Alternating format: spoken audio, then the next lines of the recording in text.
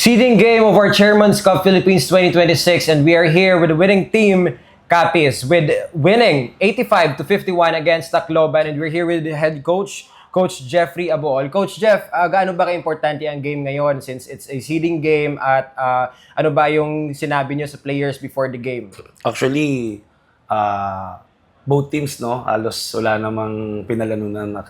Tsaka yung mga laro namin, sobrang intense talaga. Laging dikit. Although, yun yung kapalaran.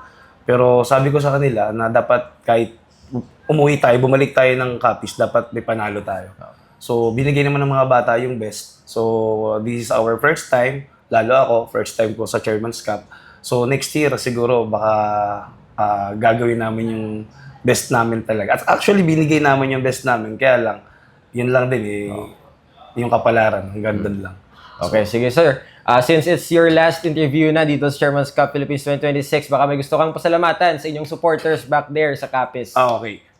Ginapasalamatan ko gid no ang Tagiasang School, Sir Joey, Sir Ma'am Christy, Hercor family, mga parents sa pagsuporta sa mga bata, kag mga players nga grabe ang ila paghanda man sa mini nga event.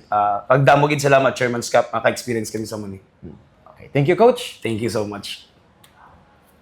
And we're also here with our best player of the game from Capiz, Lance Lantaca with 19 points, 9 rebounds, 9 assists, and 6 steals. Lance, ano ba yung naging mindset mo since this is your last game na dito sa Chairman's Cup? Ano ba yung naging motivation mo throughout the game?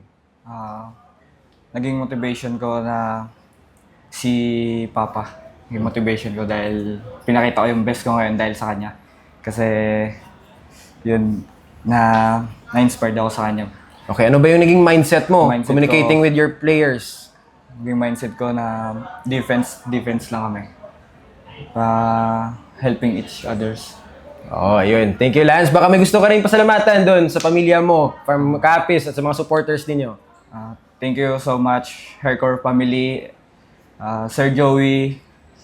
Thank you so much sa pamilya ko sa Semirara, sa mga sumusuporta sa akin, tita, tito, lola, mga lolo ko sa Quezon, sa mga friends ko sa Semirara. Thank you sa suporta. At kay Lord.